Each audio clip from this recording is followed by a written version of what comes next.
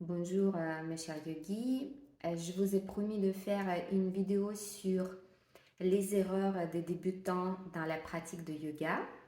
Donc on va parler de ça. J'ai mélangé un peu les erreurs. Il y a les erreurs plutôt pratiques, mais également les erreurs avec une profondeur, disons, voilà, un peu plus spirituelle. Mais il n'y a pas d'une erreur qui est plus importante que l'autre. Je pense que il vaut mieux vraiment prendre compte de chaque détail quand on démarre cette pratique de yoga. Bien évidemment, on ne peut pas tout retenir, on ne peut pas tout faire parfaitement dès le début et même plus tard, et ce n'est pas le but. Mais si cette vidéo peut vous être utile, peut-être vous allez vous retrouver, vous allez voir, oui, effectivement, je fais cette erreur-là, je vais peut-être la corriger, etc.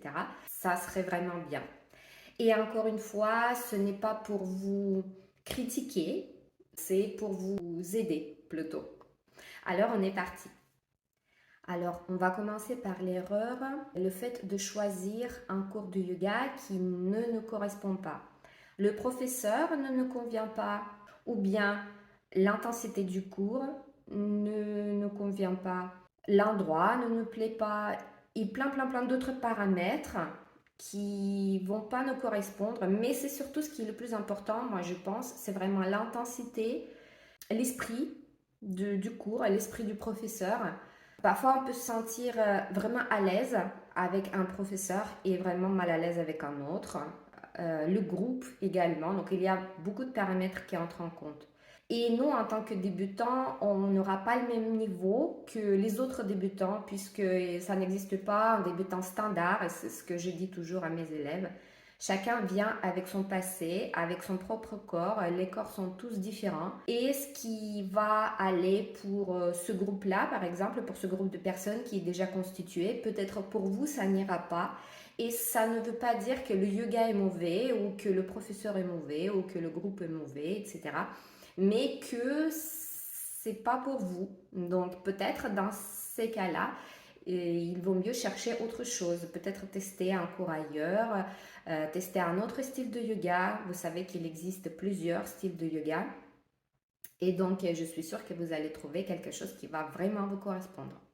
L'erreur numéro 2, on ne va pas s'informer, on ne va jamais chercher aucune information sur le yoga, sur le style, sur les techniques, les choses comme par exemple les bandhas, les respirations particulières, par exemple la respiration Ujjayi, ce que ça veut dire les drishti ou tout autre mot un peu bizarre qui sonne bizarre et que le professeur va prononcer pendant la séance, mais vous ne le comprenez pas.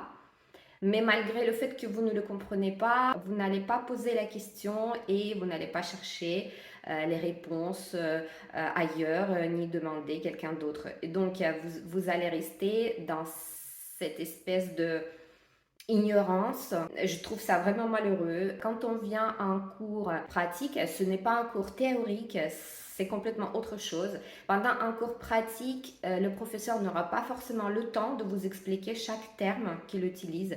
Et donc, je pense que c'est vraiment très important de se renseigner, de se former un tout petit peu ailleurs, de lire, de regarder les documentaires, écouter les podcasts, etc. Et l'erreur numéro 3, ça serait presque l'inverse, c'est-à-dire vous avez trop lu, vous avez trop étudié de choses, parfois c'est un peu mélangé dans votre tête, ça arrive, et vous venez à un cours pratique et ça m'est déjà arrivé, vous allez donner des conseils au professeur, vous allez le corriger pour lui dire qu'il ne fait pas comme il faut dans telle ou telle technique, etc. Donc pour moi, ce serait vraiment l'erreur. Si vous venez en tant qu'élève, vous êtes là à accepter l'enseignement du professeur. Si par exemple, si ça ne vous plaît pas, vous allez chercher quelqu'un d'autre par la suite. Donc là, c'est pas grave. Mais tant que vous êtes là, vous ne devriez pas critiquer ou dire l'inverse ou poser les questions qui provoquent des polémiques, etc. Donc moi, je ne pense pas que ce serait vraiment le rôle d'un élève de se comporter ainsi. L'erreur suivante, Un débutant, souvent, au lieu de regarder à l'intérieur de lui-même, va trop regarder autour de lui. Il va tourner la tête. Physiquement, il tourne la tête et quand on est dans une posture de yoga, on ne devrait pas bouger la tête si facilement puisque on s'aligne dans cette posture d'une certaine manière et déjà pour les vertèbres et pour la colonne vertébrale, ce n'est pas très bon de tourner la tête dans n'importe quelle direction. Et il va également, d'une manière métaphorique, tourner la tête et regarder les autres en se comparant aux autres au lieu de progresser à son propre rythme et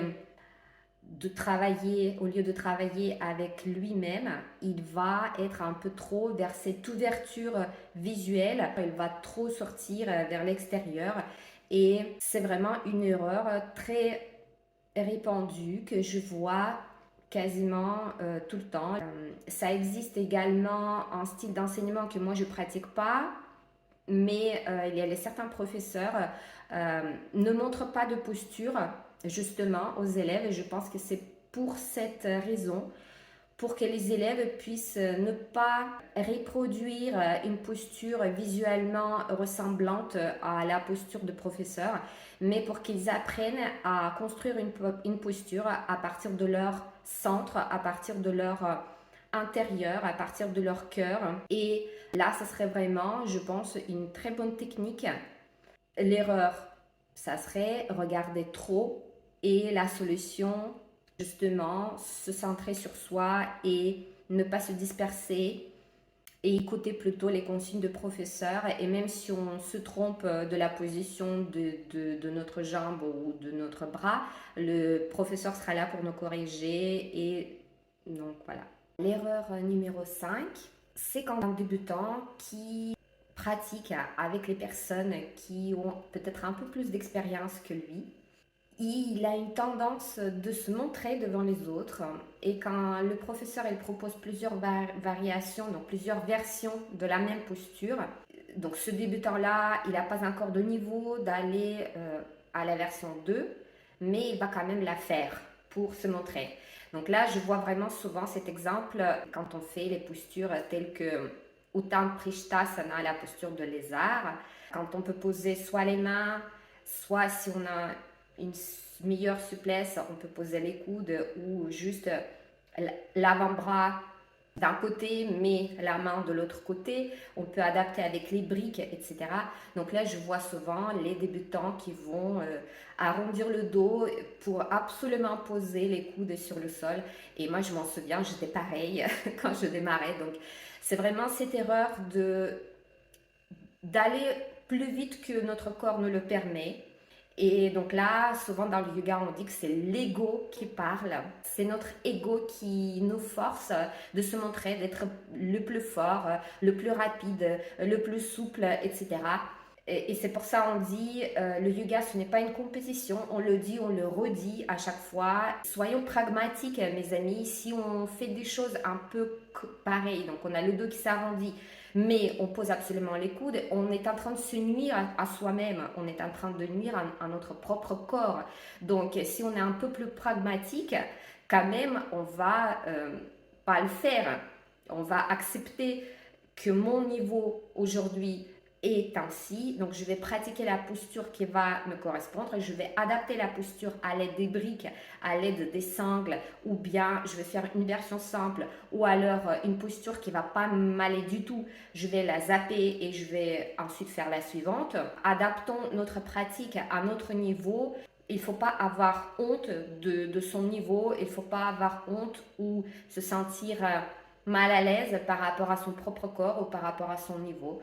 Et l'erreur numéro 6 va couler de source, va suivre donc celle d'avant, c'est d'être trop dans le contrôle. Je veux tout contrôler, je veux contrôler mon propre corps, je veux contrôler les autres, je veux contrôler le cours de yoga, je veux contrôler le professeur, je veux contrôler le monde. Et je ne vais jamais lâcher prise, pas une seule fois. Même quand on dit qu'il faut fermer les yeux, je ne vais pas les fermer, je vais quand même rester avec les yeux ouverts pour regarder ce qui se passe. Je suis incapable de vraiment de lâcher prise et d'être dans la confiance et de lâcher ce contrôle. Pour vous donner un exemple, tout au début de la séance, on était assis avec les jambes croisées dans un état méditatif et on était en train de se concentrer sur la séance à venir et moi je guidais mes élèves et il y a un monsieur qui était débutant qui m'a coupé la parole au milieu et qui a, on va dire, dérangé tout le monde et qui a dit ah, mais finalement, c'était juste pour vous dire que j'ai pas l'habitude de rester dans cette posture et ça me fait tout bizarre et ça me tire un peu partout et vraiment, j'ai pas l'habitude. La personne voulait tout contrôler et même ne me faisait pas vraiment confiance, même en ce qui concerne la posture simple avec les jambes croisées, Sukrasana. C'est comme si c'était la mauvaise posture qu'on lui proposait. Donc, c'était vraiment très très rigolo et très drôle. Et ensuite vont suivre quelques dernières erreurs, donc je vais aller un peu plus vite. D'avoir son portable allumé pendant la séance. Donc ça, c'est une erreur. Il faut bien éteindre son portable, même le vibreur. D'avoir un tapis de fitness au lieu d'un tapis de yoga. Donc là, c'est pareil, ça paraît simple, mais c'est vraiment très important puisque un tapis de fitness va glisser, vos mains vont glisser, le tapis va glisser contre le parquet ou contre le sol de la salle et vous risquez de mal faire des postures, ça va vous déranger et ça risque, donc si on fait vraiment un mouvement malheureux, ça risque de nous blesser. Si vous avez la possibilité d'investir dans un bon tapis de bonne qualité, dans un vrai tapis de yoga, il faut le faire. Oui, il y a les gens qui sont surpris parfois par l'intensité des postures de yoga parce qu'ils pensent que le yoga pour eux égale détente. À chaque fois, je le redis aux nouvelles personnes, le yoga, ce n'est pas la détente, ce n'est pas comme si vous allez à une séance de spa ou à une séance de massage. Donc, le yoga, ce n'est pas équivalent toujours à avoir des sensations agréables. Parfois, quand on fait une posture dans laquelle on va travailler vraiment notre corps et également notre esprit qui est lié, puisqu'on travaille un peu les deux, on a parfois les blessures et les émotions qui sont coincées dans les parties de notre corps. On va les libérer par une posture qui va pas être agréable du tout. Bon, c'est tout à fait normal de ne pas ressentir parfois une sensation de bien-être dans une posture. Il y a les postures dans lesquelles, oui, vous allez effectivement directement vous sentir parfaitement bien, mais il y aura les autres dans lesquelles vous allez vous sentir pas à l'aise. Voilà mes amis, j'espère que j'ai réussi à résumer vraiment les erreurs de débutants. J'espère que je n'ai pas été très longue dans cette vidéo, que ça vous a plu, que ça vous a été utile. Encore une fois, soyez pas vexés par mes propos. Le but de cette vidéo, c'est de vous aider justement et pour que vous puissiez avancer sur votre chemin de yoga. Et il y aura plein d'autres choses encore à découvrir, éventuellement d'autres erreurs plus tard, mais c'est tout à fait normal, on passe tous par là, les professeurs aussi. Je vous dis à très bientôt sur le tapis pour mes élèves et à tous les autres. Je vous dis namasté, je vous souhaite une très bonne journée et ciao ciao.